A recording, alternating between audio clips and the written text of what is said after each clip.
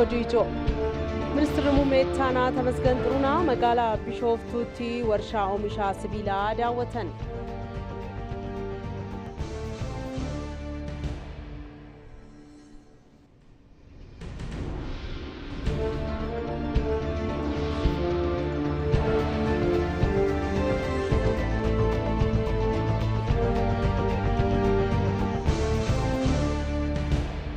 Milkaa'ina marii biyyaalessaaf gahee miidiyaalee olaanaa ta'uu manni maree miidiyaalee Itoophiyaa beeksise.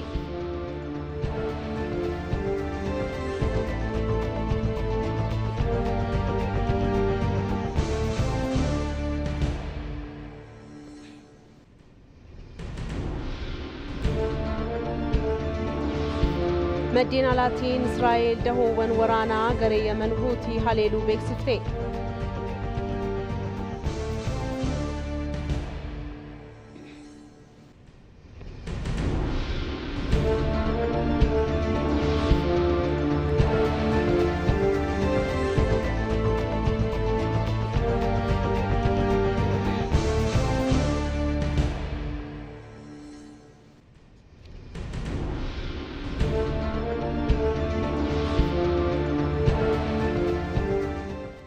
Akkamultan daawwattoota keenya ETV Afaan Oromoorraa oduu sa'aatii kanaaf qabannee ijoo isaanii dursuun eegalee jirra.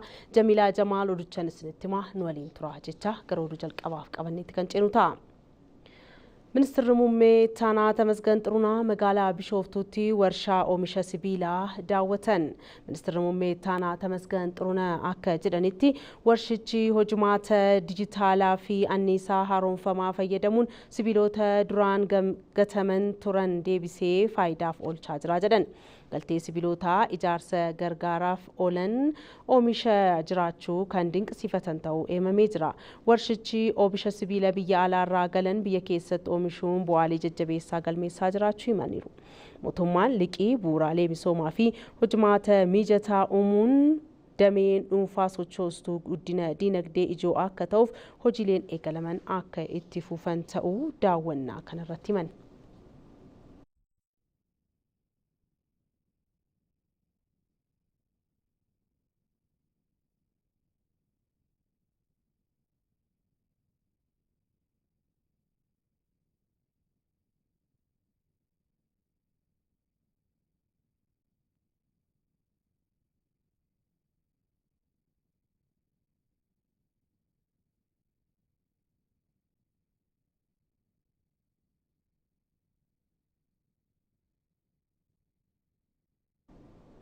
Naannoo Tigraayitti hidhattoonni duraanii 5,000 ol leenjii haaromsaa fudhachuun hawaasatti makaman. Naannichatti hidhattoonni 5,728 hawaasatti makamuu isaanii koomishiniin haaromsa biyyaalessaa beeksiseera. Naannichatti baatii 4 keessatti hidhattoota duraanii 75,000f leenjii haaromsaa kennuun hawaasatti makuuf hojjetamaa jiraachuu koomishinichatti daayirektarri karooraa fi hordoffii Koloneel Balaay Abbabaa himan. Adeemsichaan hidhattoonni 5,728 giddugala Maqalee fi Idaagaa Hamusitti galan leenjii xumuruun hawaasatti makamuun himameera. Yeroo ammaas hidhattoonni 889 giddugalichatti leenjii haaromsaa fudhachaa jiru jedhame. Waliigalaan haga dhuma baatii Guraandhalaatti marsaa jalqabaan hidhattoonni duraanii 75,000 ol leenjii fudhatanii gara hawaasatti akka makaman eegama.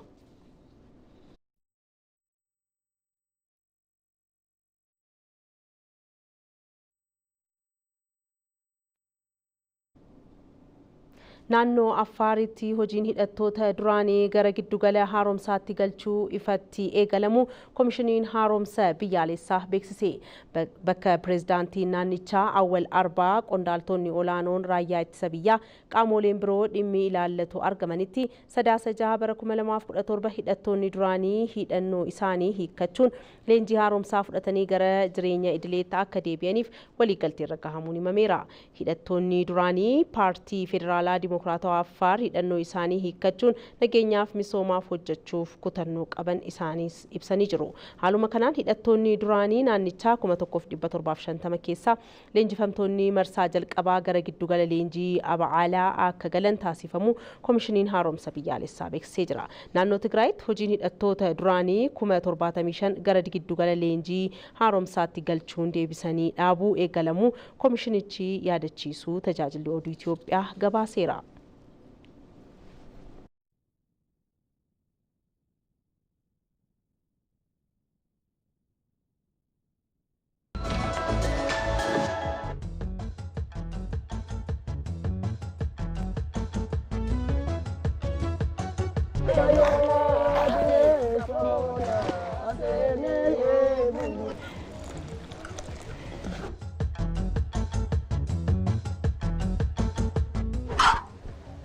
shaanaatti buufamee nyaatan.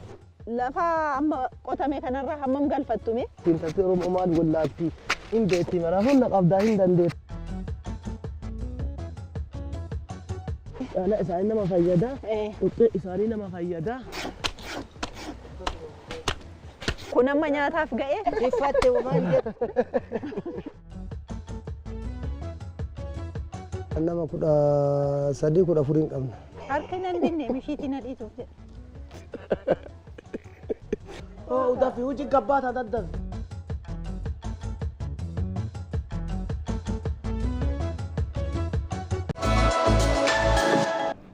Oduu bal'inaan jalqabaan simbiraan geenyutti immoo milkaa'ina marii biyyaalessaaf gahee miidiyaalee olaanaa ta'uu manni maree miidiyaalee Itoophiyaa beeksiseera. Waltajjii marii gahee miidiyaan marii biyyaalessaa keessatti qabu irratti xiyyeeffatee Finfinneetti taa'amee jira. Saxoota Shomaa bal'inasaa qindeesseera. Itoophiyaan rakkoo keessoo ishee kallattii marii falakaa'uuf kallattii koomishinii marii biyyoolessaan hojii erga eegaltee bubbulteetti. Haaluma kanaan naannoo Amaaraa fi Tigraayin ala yeroo ammaa magaalota lamaa fi naannolee birootti ajandaa walitti qabameera. Akka naannoo Oromiyaatti magaalaa Adaamaatti tibba kan adeemsifamaa jiru ta'uunis ni beekama. Hojii eegalame kana milkeessuu keessatti qoonni miidiyaa olaanaa akka ta'es himameera.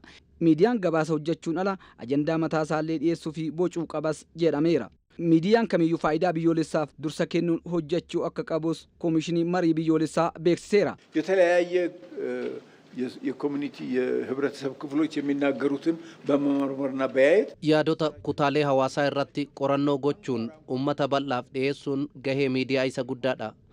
Ummata gara gadii jirus yaada isaa ilaalcha keessa galchuun dubbisuun murteessaadha. Ajandaa gurguddoos kalaquun dhiyeessuu qabdu. Inni biraa barsiisuun hojii keessan guddaadha. Walitti qabaan mana maree miidiyaalee Itoophiyaa Amaaraa Aragaawii milkaa'ina marii kanaaf qoonni miidiyaa olaanaa ta'uu himanii yeroo gabaasnus of eeggannoo guddaa gochuu qabna jedhaniiru. ጋዜጠኞች በሀገራዊ ምክክር ሂደቱ እንዲሳካ gaazexeessitoonni marii biyyaalessaa akka milkaa'uuf odeeffannoo sobaa jibba sirraa bilisa ta'uun hojjechuu qabu. Sarbama mirga namummaarraayis bilisa ta'uun sodaan ala hojjechuutu irraa eegama. Kana gochuuf xiyyeeffannoon manni marii miidiyaalee Itoophiyaa ni hojjeta. Lammiileen odeeffannoo sirrii argachuun akka mari'atanii fi waliigaltee irra ga'aniif hojjechuutu irraa eegama. Tasgabbii fi nageenya biyyaatiifis hundi keenya gahee keenya bahuu qabna. Kun ammoo waamicha mana maree keenyaati. Marii paanaalii kanarratti gahee miidiyaan marii biyyoolessaa keessatti qabu irratti qorannoon kan dhiyaate yoo ta'u, qorattoonni fi hayyoonni qorannoo dhiyeessanis biyyattii rakkoo keessa jirtu keessaa baasuuf miidiyaan walaba ta'uu fi faayidaa biyyattii dursuu qaba jedhaniiru. Kanaafuu naareeshinii isaa sirreessee waa'ee uummataa hojjechuu qaba. Kanaafuu amma wanta jedhamu kana daayaloogii amma naashinaal daayaloogii kana mirkaneessuuf yookiin immoo hojiirratti oolchuuf uummatatti miidiyaan gadi deemee voice ummata dhaggeeffachuu qaba. Akkana ani jedhe sanatti tokko ajandaa uumuu barbaada. Ajandaa uumee ummata karaa saniin akka deemu gochuu barbaada because ummata keessa deemee hojjechuu qaba. Kan biraa fireemingiidha. Fireemingii dhimma barbaachisu irratti xiyyeeffannoo kennee akkasitti hojjechuu qaba. Maal fiduudhaaf tokkummaa fi waan jedhamu kana diyaaloogii kana support gochuudhaaf karaa saniin hojjechuu qaba.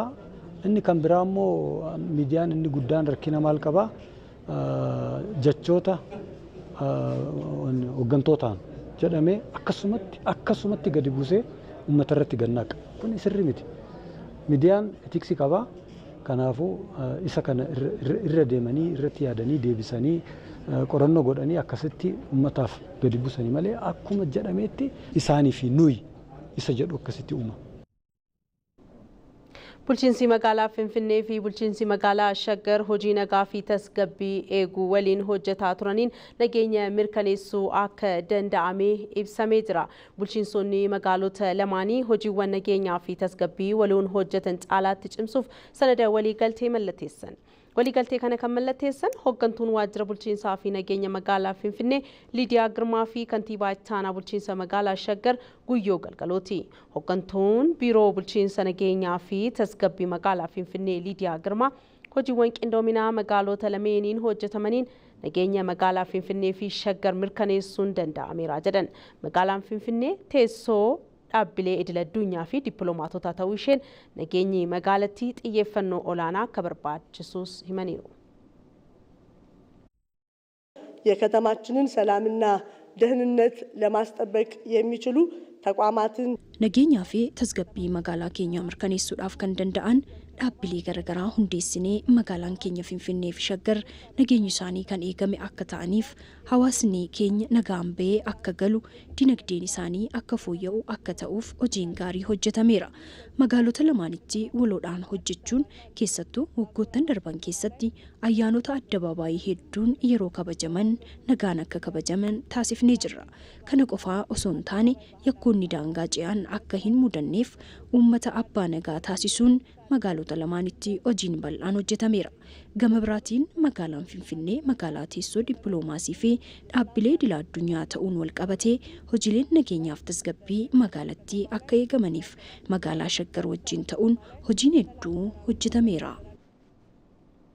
Kantiibaa itti aanaan bulchiinsa magaalaa Shaggar Guyyoo Galgaloo gama isaaniitiin nagaa fi guddina magaalota lamaan keessatti cimsuudhaaf mala qindoomina qabu hordofuun murteessaa ta'uu eeranii bulchiinsi magaalota lameeniis hojiiwwan misooma badhaadhinaa mirkaneessan wal ta'uun hojjechaa akka jiran siman. Finfinnee fi magaalaa Shaggar wal wajjiidhaan hojii babal'aa diinagdee hawaasummaa akkasumas nageenya irratti hojii bal'aa waliin hojjechaa turre jirra jechaadha. Ammas dhimmi nageenyatti wal qabatee jiru bal'inaan itti fufiinsaan waliin hojjechuun baay'ee barbaachisaa jechaadha. Qaamoleen nageenyaa sirtan hooggantoonni keenya sirtan kaleessas wal hojiidhaan hojiin babal'aan hojjetamaa ture jira. Hojiin kaleessa hojjetamaa ture nageenya akka nagaa waaraan akka inni dhufu. Finfinneen nagaa akka taate, Shaggar nagaa akka taate, waliigala ejjennoo fi tarkaanfii olaanaa mootummaan naannoo Oromiyaas mootummaa akka biyyaattis fudhatamaa jira kan faana ergamee akka magaalota lamaanitti qabnu baay'ee olaanaa jechaadha. Komishinii marii biyyaalessaa sagantaa ajandaa walitti qabuu naannoo Oromiyaatti gaggeessaa tureen galteewwan ijaarsa biyyaaf ooluu danda'an argachuu beeksiseera. Komishinichi sagantaa ajandaa walitti qabuu bakka buutota qaamolee hawaasaa naannoo Oromiyaa wajjin gaggeessaa jiru ilaalchisuun ibsa kennee jira. Tafarii Gammee dabalataa qindeesseera.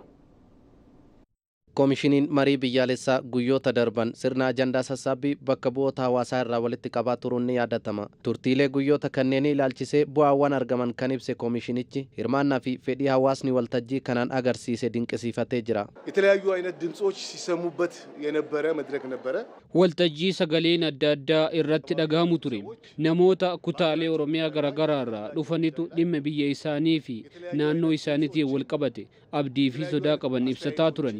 Gaaffii lammiileen biroo kaasan irrattis sodaa fi abdii yookaan shakkii qaban kaasaniiru. Waltajjii wal dhageeffannaa guddaa turedha. Kun immoo marii waliigalaaf bu'uura ta'a. Galtee hedduus nuuf ta'eera. Daangaa tokko malee gaaffilee naannichaa ifatti kaasaniiru. Ajandaa murteessoo biyyattii araarsu akeekan. Qindeessaan marii biyyaalessaa naannoo Oromiyaa Buzunaa Asaffaa mariin hawaasaa kun lammiilee hunda kan giddu galeeffateedha jedhu. Yeroo ammaa kana mootummaa naannoo Oromiyaa keessatti marii naannoo boqonnaa naannoo sadarkaa lama of keessaa qabu gaggeessina. Sadarkaan inni tokkoffaan sadarkaa bakka bu'oonni hawaasaa garaagaraa irratti hirmaatanii bakka bu'oonni hawaasaa kun carraa bakka bu'iinsaa kan kennameef bu'uuraalee hawaasaa akka biyyaatitti Itoophiyaa keessas akkasumas Oromiyaa keessa jiranirraa kan filatamanidha. Kana jechuun bakka bu'oota hawaasaa kana keessatti qotee bulaan bakka bu'ee jira, dargaggoon bakka bu'ee jira, dubartiin bakka buutee jirti, daldalaan bakka bu'ee jira, warri buqqaan bakka bu'anii jiru, hojjetaan mootummaa bakka bu'ee jira, barsiistonni bakka bu'anii jiru. Kanaan alas sababa adda addaatiin namootni hawaasaa wajji walqunnamtii hariiroo gahaa hin qabne jedhamanii yaadaman isaanis akka bakka bu'an taamee jira. Oromiyaan aanaa 356 qabdi akkaataa koomishiniin kun calqaba yeroo hojimaata isaa diriirsu ragaa itti fudhateeni. Bu'uura kanaan aanolee kana hundarraa bakka bu'iinsi hawaasummaa raawwatee jira. Hawaasni kutaalee Oromiyaa adda addaa irraa dhufan kunneen ajandaalee bu'uura ta'an irratti yaada isaanii burqisiisuu seeran. Muddee 7 kaasee hanga guyyaa arfaffaa kanaatti bakka bu'oonni hawaasaa kun waan 3 gurguddaa irratti hojjechaa turan. Inni calqabaa bakka dhufanii akkaataa dhufaatii isaaniitiin garee xixiqqootti qoodamanii wal baranii erga wal baran booda immoo dhimma naannoo irraa dhufan sana dhimma hawaasa irraa dhufan sana ilaallatee ajandaan jiru maalinni waan jedhu ajandaa walitti funaanaa turan. Guni guyyaa calqabaa guutuu fudhatee jira. Inni itti aanu immoo ajandaa walitti funaanan kana guyyaa lammaffaatii kaasee ajandaa akka biyyaatti bu'uura kan ta'aniif jijjiirama fiduu kan danda'an dhimmooleen ciccimoon akka biyyaatti fudhataman maalinni kan jedhu maratanii ajandaa irratti yaada erga wal jijjiiran booda ajandaa hawaasa mootummaa naannoo Oromiyaa kan ta'uu danda'u hanga kaleetti qindeessaa turanii jiru. Qaamolee siyaasaa fi namoota beekamtii qabanis hammachuu ibsan. Mootummaa naannoo dabalatee miseensota paartilee siyaasaa akka biyyaatti jiraniif naannoo kana keessa jiran dabalatee akkasumas dhaabbilee garaagaraa fi namoota dhagaamtii qabamu Oromiyaa keessatti jedhamanii koomishinii kanaan filataman dabalatee qoodan fudhattoonni marii ni gaggeessu.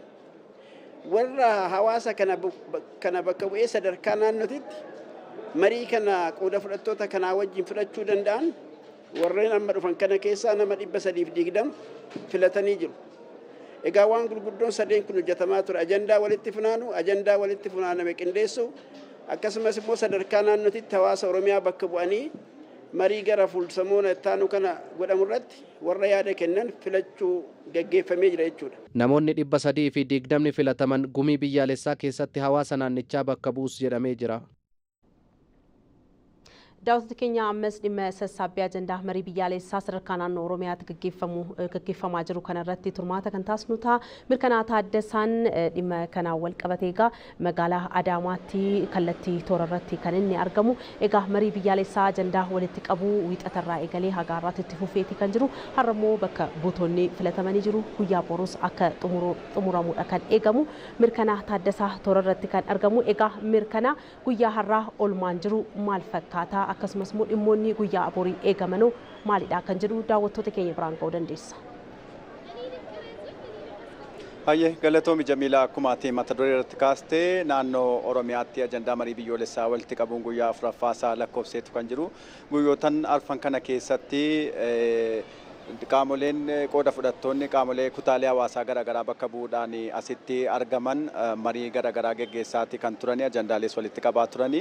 Hanga ammaatti egaa dhimmoonni 3 raawwatamaniiru. Inni jalqabaa ajandaa akka waliigalaatti jiru irratti mari'achaa wanta rakkoo ta'a jedhamee yaadamu isaan sana adda baasanii irratti mari'achaa kan turani. Guyyaa lammaffaatti immoo ajandaawwan adda ba'an sana qindeessaa irrattis mari'achaati kan turani. Egaa guyyaa har'aa kana immoo qaamoleen kutaalee hawaasaa bakka bu'anii dhufan kunneen namoota naannoo Oromiyaatti bakka isaan bu'anii ajandaa kana dhiyeessan akkasuma immoo sadarkaa biyyaattis namoota bakka bu'anii ajandaa akka naannoo Oromiyaatti jiru kana sadarkaa biyyaatti dhiyeessan filachaati kan turani. Adeemsi filannoo sanaas ifaa fi bilisa kan ture. Namoonni yaada isaanii kennuudhaan yoo na filattan akkasitti yaada keessan isiniin dhiyeessa jedhanii duula na filadhaa geggeessuudhaan boodarraa hirmaattonni kunneen garee isaaniirraa namoota bakka isaan bu'uu danda'an kan filatanii yeroo itti aanuuf kan qopheessanii. Egaa guyyaa har'aa kana ajandaa adda bahe sana qindeessuu fi namoota bakka isaan bu'an kana filachuu irratti kan isaan turani. Guyyaa borii immoo ajandaalee adda baafatan sana namoota bakka isaan bu'an kanatti kennachuudhaan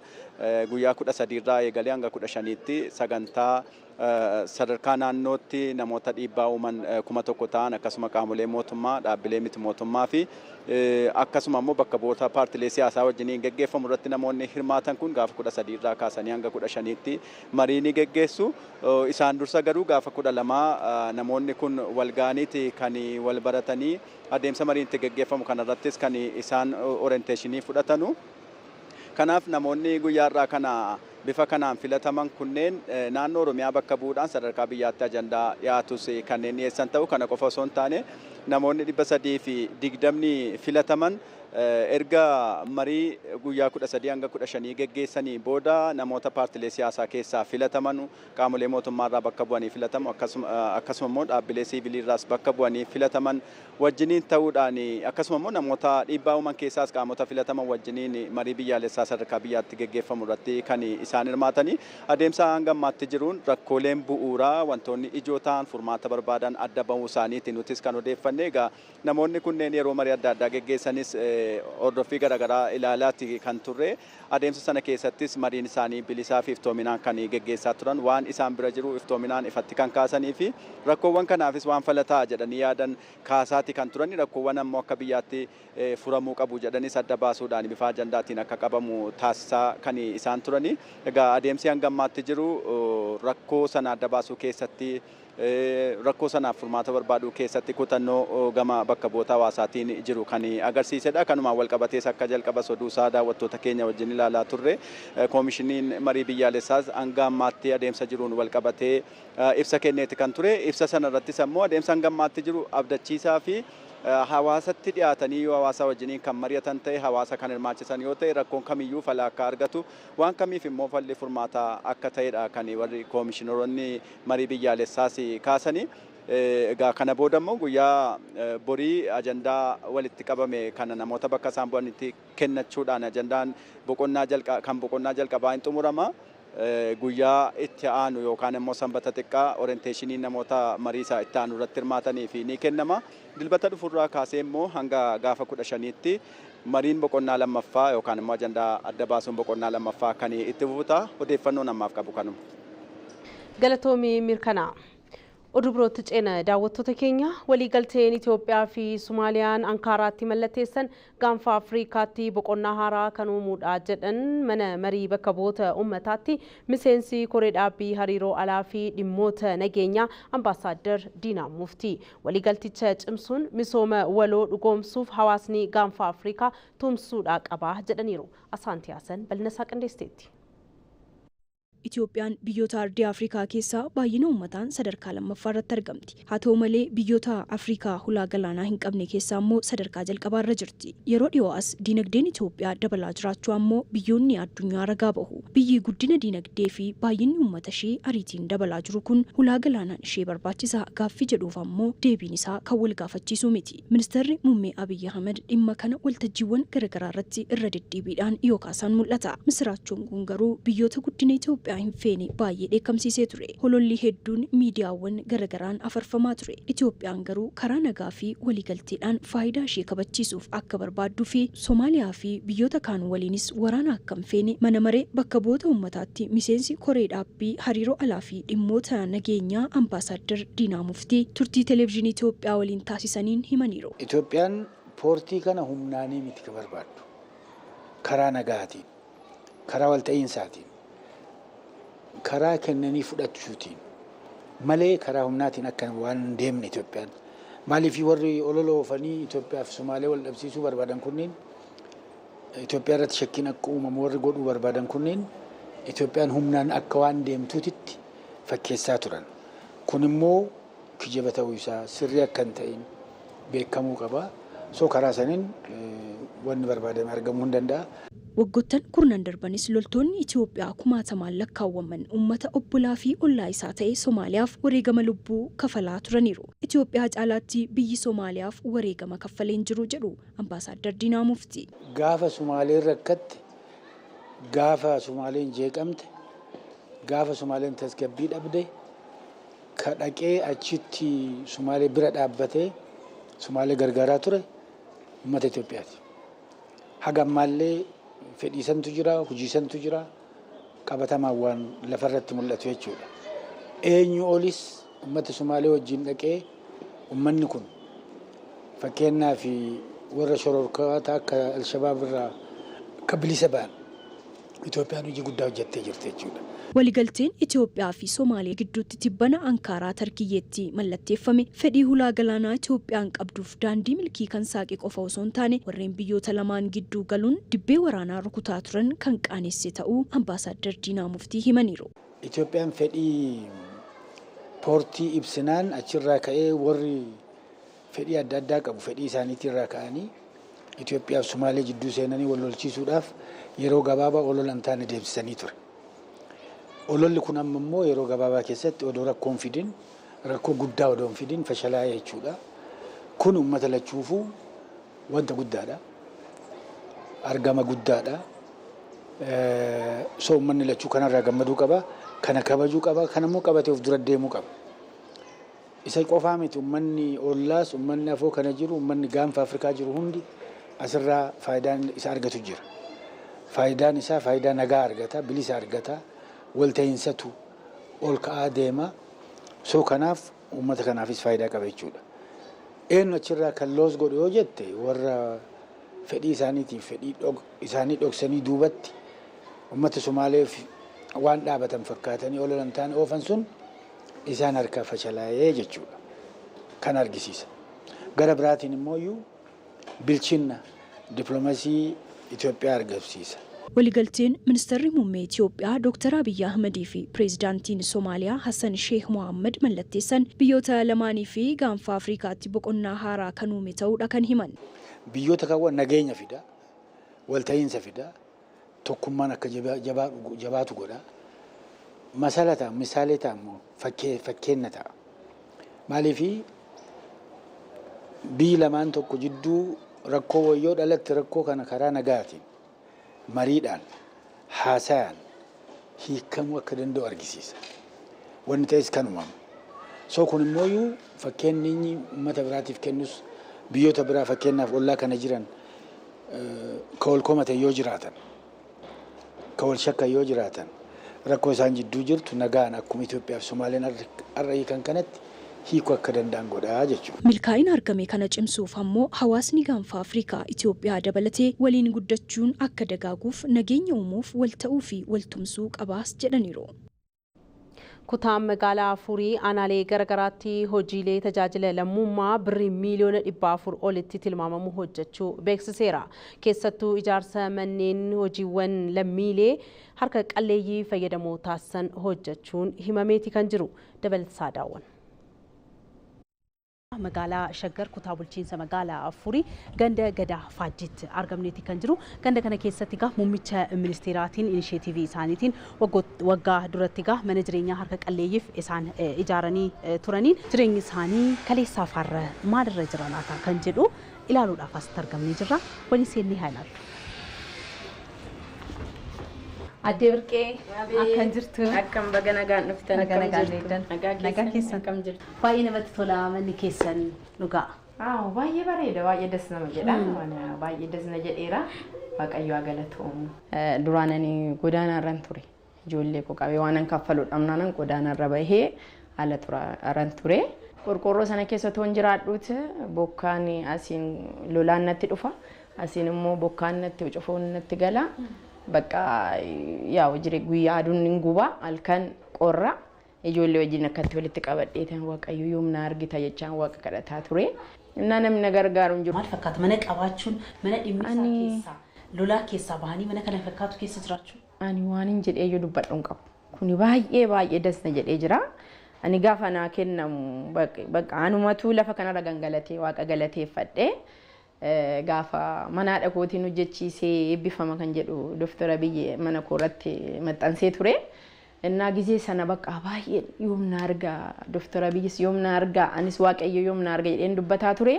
Baay'ee hamma nyaachuus baadhu dhugus baadhu mana kana keessa namni itti dubbatu hin jiru rafee ka'ee ijoolleen koo baatee galuun anaaf baay'ee dasna jedhee jira. Hayyee daawwattoota keenya amma immoo mana addee Rihaanaatti argamna. Addee Rihaanaa mee daawwattoota keenyaan wala barroomee dura. Hayyee addee Rihaanaa Abdullaahiitii Jaarraatiin jedhama. Akkamii jiruun addee Rihaanaa mana haaraa keessa erga galtanii baatiiwwan muraasa taataniitu akkamii jiruun? Jiruun bareedduudha. Duraan nama fakkaadhu. Barandaa namaarraan gala. Sharaa namaa keessa jechuudha. Ijoolleetii waan hin godhu wallaalee. Abshir. Anni darbeera har'a darbee jira. Jireenya alhamdulillah jireenya bareedaa. Ammoo jireenya bareedaa aanaan kiyyaas na gargaaraadha. Bulta deeggarsa jirus naaf godhanii qoricha kiyya sirriitti kunuunsee fudhadhaa ijoollee tiyya. Kafaltii irraa bilisatti na barreessaniitiin barsiifadhaa. Gammachuun na boonchisaa beektaa. Ilmaan Oromoo haa jiraatan ijoollee sadii qaba. Haa jiraatanii mootummaan keenyaas obbo Abiyyi Ahmad haa jiraatu Shimallis Abdiisaatis bakka jiranitti ilmaan Oromoodha. Afaan tokko du'aa godhu. Ilmaan Oromoo kabosona jirullee rabbiin tokko nu godhe malee tuuta tokko du'aa godhu. Inisheetiivii muummicha ministeeraa hordofuun bulchiinsa magaalaa Afuriitti manneen harka qalleeyyii bajata mootummaa fi hirmaannaa uummataatiin hojjetamee kennamuun himameera. Manneen haaraa ijaaru bara kana 4 karoorfanne kan immoo namoota ijaarrachuu suphachuu hin dandeenye meeshaan immoo kan jira dulloome gara 21ti zooniiwwan qabnu hunda keessatti kan sophine kuni garuu addatti namoota hara qalleeyyii ta'anii jireenya manaan ala jiraachaa turaniif kan ijaarrame inni kun hirmaannaa uummata aanaa keenyatiin ijaarrame jechuudha. Ji'a lama keessatti ijaarramee xumurame. Akka bulchiinsa magaalaa Afuriitti manneen jireenyaa 94 hojjetamee kennameera. Hirmaannaa hawaasaa fi bajata mootummaan hojii tajaajila lammummaa birrii miiliyoona 400 oliin hojjetamuunis eerameera. Bara darbee keessa 88 manneen qalleeyyii akkasii ijaarree jirra. Bara kana keessatti ammoo hagammaatti manneen qalleeyyii 82 ijaaruun danda'amee jira. Manneen 12 ammoo suphuun danda'amee jira. Waliigalatti gara mana 94tti ijaaramee tajaajilaaf qophii ta'ee kenname. Sanaan cinaatti ammoo akka bajata shaggariinis kan hojjetamaa jiru mana abba darbii 4 kan abba warraa gara 25 ol qabachuu danda'u. Innis tajaajilaaf qophaa'uuf dhiyaachaa jira xumuramaa jira jechuudha. Mana qalleeyyii dabalatee birri gara miiliyoona 455tti akkas hojjetame. Kutaa magaalaa qofaatti kan deeggarsaan hojjenne miiliyoona 8 sanii alatti hundi isaa mobilaayizeeshinii uummataatiin kan hojjetame waan ta'eef hojiiwwan tajaajila lammummaa agamma kurmaan lammaffaatti hojjetaman birri gara miiliyoona 455tti kan lakkaa'amu. Bara kanatti garuu miiliyoona 700 oliin ijaaranii qabannee ammas kan itti fufaa jiran. Dhimma kanarratti TV Afaan Oromoo wajjin turtii kan taasisan hooggantuun waajjira misooma bulchiinsaa fi daddabarsa manneenii magaalaa Shaggar Masarat Abbabaa akka magaalaa Shaggaritti hirmaannaa hawaasaa fi bajata mootummaatiin manneen jireenyaa 650 ijaaramee jiraattota harka qalleeyyiif kennamuu himan. Warri baanii hojii hojjechuu hin dandeenye sababa uumamaatiinis ta'ee nama tolcheetiin qaama miidhamaa ta'an nama deeggaraa hin qabne bal'inaan xiyyeeffannaatti kennine dabarsaa turreerra. Kan barreen gaddaa hoggaa ilaalle hirmaannaa abbootii qabeenyaatiin hojjetaa mootummaatiin dargaggootiin hirmaannaa garaagaraatiin karaa mana 400 ijaarree jirra jechaadha. Bajataatiin ala. Bajata magaalaatiin immoo 250 ijaarreeti. Caalallisaa adda baasneet akkaataa labsii dabarsa manneenii jedhu sanarratti hundoofneet dabarsinee jirra jechaadha. Bulchiinsi magaalichaa manneen jireenyaa kennuu qofa osoo hin taane diinagdeen akka of danda'anis ni deeggaraadha kan isaan jedhan. Kennaa garagara kennamaafi tureera jechaadha. Fakkeenyaatiif handaaqqoorraa kaasee akka horsifatan achuma manuma isaanii keessatti jechaadha. Achuma qe'ee isaanii keessatti akka horsifatan horiinis kennamaa tureera. Achi keessatti immoo keessattuu bajata mootummaatiin manni ijaarame sana keessatti suuqiidhaaf kan ta'u qabna jechaadha. Suuqii istaandaardii isaa eeggate G+4 ijaarre sana keessatti suuqii kan sana keessatti daldalatanii jireenya isaanii jijjiiruu akka danda'an.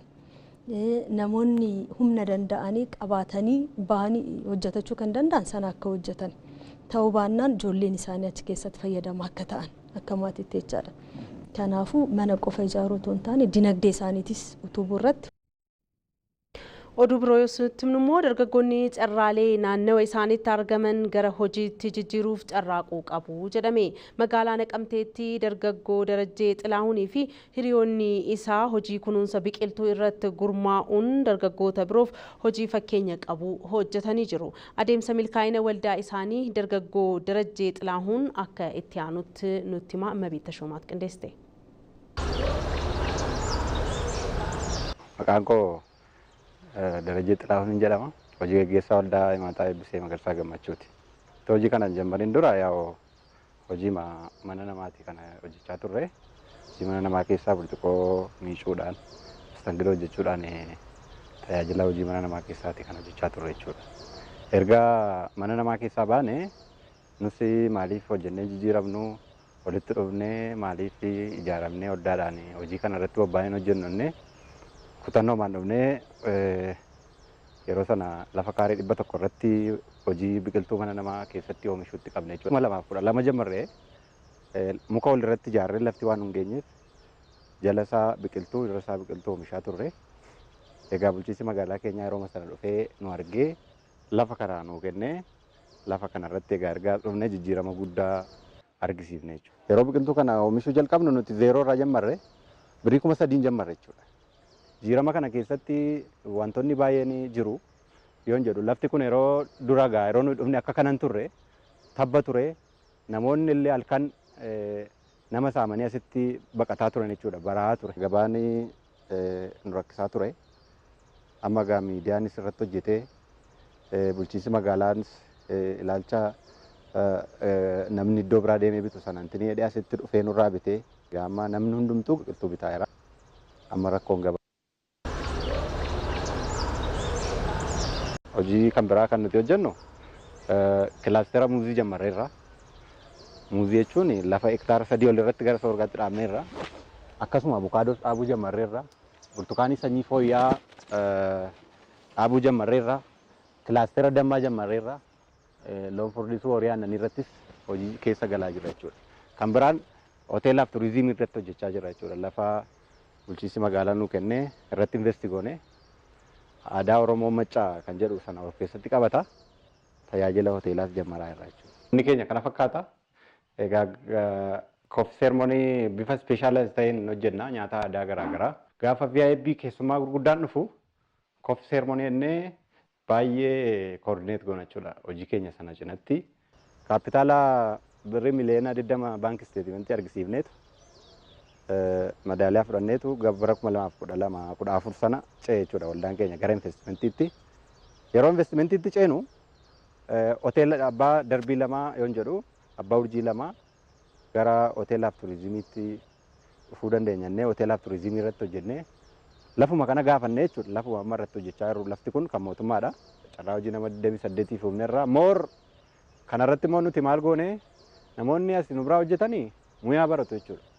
Yoon jedhu akkaataatti biqiltuun giraafti ta'u akkaataatti katiingiitti ta'u hundumayyuu akkaataatti biqiltuu itti oomishan hunduma barataa jiru.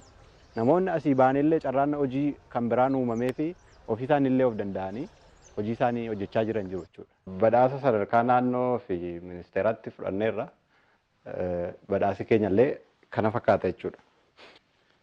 Kuni ministeera irraa Aadde Mufariyaat Kamaal irraa fudhannee bara 2016 jechuudha. Kun obbo Pirezidaantii Shimallis Abdiisaa irraa fudhannee jechuudha. Kanaan alatti waraqaa beekamtii sartifikeetii 47 ol qabna. Dargaggootaaf dhaamsaan dhaabu namni kamiyyuu itti waan hojjeteen dura ilaalcha isaa jijjiiruu qaba. Tun jijjiiramin waayyuu gochuu hin danda'u jechuudha. Namni kamiyyuu hojiin hin jirodhee hojii dhabaaf godhee mooraalii isaa ajjeesee taa'urra waan argate hojjetee mana namaas haa ta'u hojii kamiyyuu tuntuuffatiin hojjetee jijjiirama akka kanaa olii arguu danda'a jechuudha. Kanaaf namni kamiyyuu ilaalchi isaa jijjiiramnaan waan hojjechuu hin dandeenye kamiyyuu hin qabu. Kanaaf namni kamiyyuu ilaalchi isaa jijjiiru hojiin immoo manatti namaan dhufu barbaadanii dhamaaniitu kan jijjiirama kanaaf nama geessisu. Kanaaf jijjiiramuun namni nama jijjiiruu hin danda'u baay'ee isaa ofii keenya of dhamaasnee jijjiiramaaf qaqqabuu dandeenyan jedha. Oromiyaa guutummaa irratti investi gochuu barbaanna. Humna qabna. Kaayyoo qabna. iddoo garaagaraatti deemnee hojii keenya kana bal'isuu barbaanna. Bishooftuu irratti yuunivarsiitii Jammaraa irraa. Kanaaf qaamni dhimmi isaa laallatu qaamni miidiyaa daawwatu hundumtuu deeggarsa akka nu godhu barbaanna jechuudha. Milkaa'ina keenyaaf bulchiinsi magaalaa Naqamtee yeroo ammas jiran duris baay'ee haala nu mijeessanii nuti jijjiiramaaf akka geenyu isaantu godhe. Amma immoo oduu maddeen alaatti ceenaa. Israa'el dahoowwan waraanaa garee Yemen Huutii haleelte. Haleellaan kun buufata galaanaa Diimaa bu'uuraalee misoomaa anniisaa magaalaa guddittii Yemen Sanaa'aatti argaman irratti kan xiyyeeffate ta'uun himame. Haleellaa Israa'el raawwattee kanaan namoonni 10 ta'an ajjeefamuun himame. Haleellaa Israa'el kun osoo hin raawwatamin sa'aatii 2 dura garee hidhataa Yemen Huutiin misaa'ila gara Israa'el dhukaasuun qarqara magaalaa Tel Aviv manni barumsaa tokkoo fi konkolaattonni barbadaa'uun himameera. Waraanni Israa'eliif Hamaas Gaazaatti gaggeeffamaa jiru erga eegalamee jalqabee gareen Yemen Huutiin haleellaawwan garaagaraa qabeenyota Israa'el irratti raawwachuun sochii daldalaa gama galaana Diimaan gaggeeffamu danquuf yaalaa turuu ishee AFP'tu gabaase.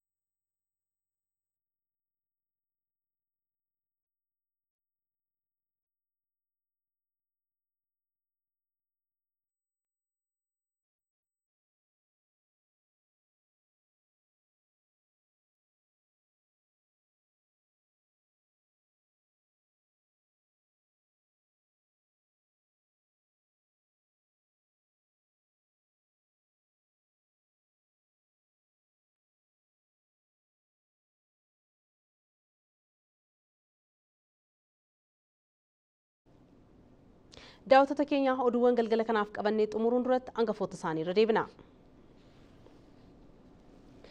Ministeerri muummee Taanaa Tamasgan Xiruunaa magaalaa Bishooftuutti warshaa oomisha sibiilaa daawwatan.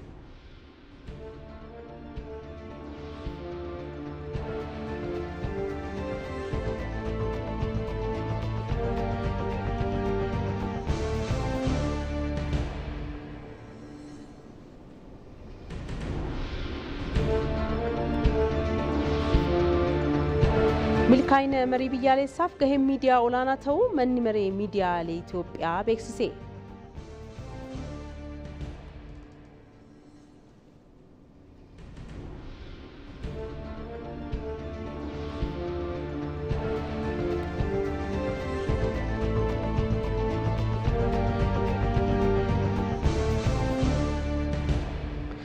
Israa'el dahoowwan waraanaa garee Yemen Huutii haleeluu beeksifte.